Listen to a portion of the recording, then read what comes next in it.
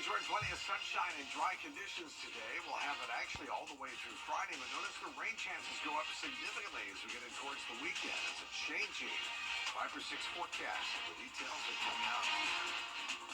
Right now on News Channel 6 at 7, a local skating rink has closed its doors for good. Why Red Wing Rollaway is closing forever.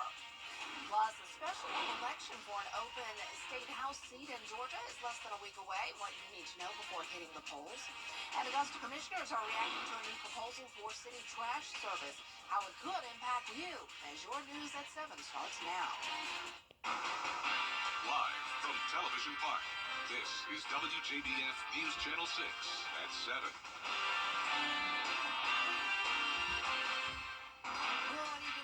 You're watching News Channel 6 at 7. I'm Dee Griffin. Thanks so much for joining us. Coverage you can count on begins with a longtime business in Augusta closing its doors. The owners of Red Wing Rollerway have agreed to sell the property after operating for more than 5 decades. News Channel 6's Graham Lee has the story. They were once closed Monday through Thursday, but now Red Wing Rollerway is closed for good. It was shocking because I thought it was going to be here forever. The skating rink was a Washington Road staple for 53 years, but announcing they have now sold the property to a nearby Mercedes-Benz dealership, who will use it to expand the dealership.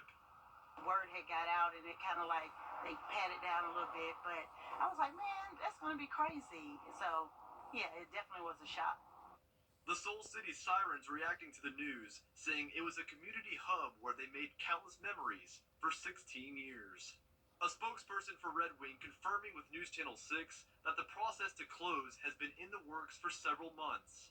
They say despite reports, the owner does not have cancer, but is simply looking to retire. I'm not sure how old the owner is, but at some point, everybody, they've done a job well done, I think, for him, and good for Mercedes as well to expand their business as well. Red Wing says they do not plan to open another location, as it's time to put up the skates, marking the end of an era for an iconic skating rink. In Augusta, Graham Lee, WJBF, News Channel 6. Iconic indeed. I grew up going there to roller skate. Well, a new proposal for... All right, thanks so much, Tim. We'll see you then.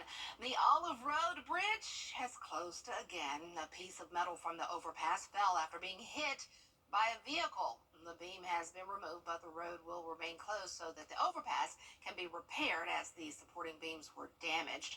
The bridge is expected to be closed for up to 3 months. All traffic will be detoured to White Road and Kissing Bower Road.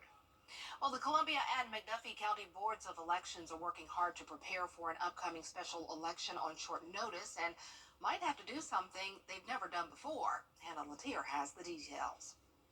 If the February 13th special election for House District 125 representative ends up in a runoff, it'll land on the same day as the presidential preference primary in March, which is new for election workers.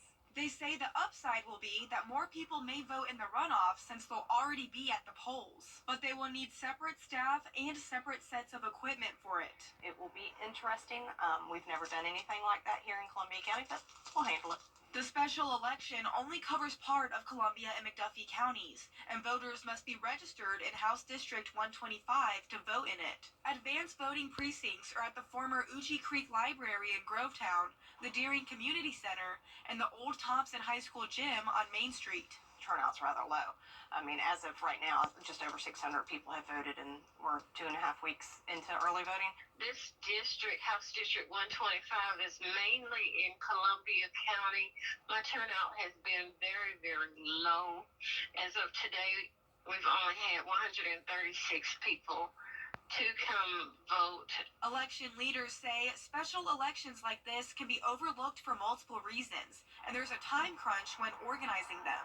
But voters I spoke to say all of that aside, it's important to make your voice heard. Everybody needs to get out and do their community and constitutional duty and vote. We've got a lot at stake in our country right now, not just locally, but nationally, and I think everybody feels that. Advanced in-person voting ends on Friday, February 9th, and the special election is on February 13th. The PPP and possibly the special election runoff will be on March 12th. We'll have more information at WJBF.com. In Grovetown, Hannah Latier, WJBF News Channel 6. We have been showcasing the candidates in this election all week. For the full interviews, just go to WJBF.com. A Graniteville family is saying their lives were likely saved by a carbon monoxide detector. On January 3rd, Alexis Williams says her house had deadly levels of carbon monoxide, and CPI Security was able to alert her family and the fire department. They came to help out the family, help them get them out. Well, today, Williams was able to meet those who helped her family that day, and she said thank you. We didn't taste it, we didn't hear it, we didn't smell it. We felt perfectly fine. Neither one of us were sick, but yet we had deadly levels, and we were advised that we could have died in less than 45 minutes if we were not advised to go outside. In Graniteville, first responders say carbon monoxide alarms can be installed by the department free of charge and encourage you to contact them for installation services. Soon, downtown Augusta will get a new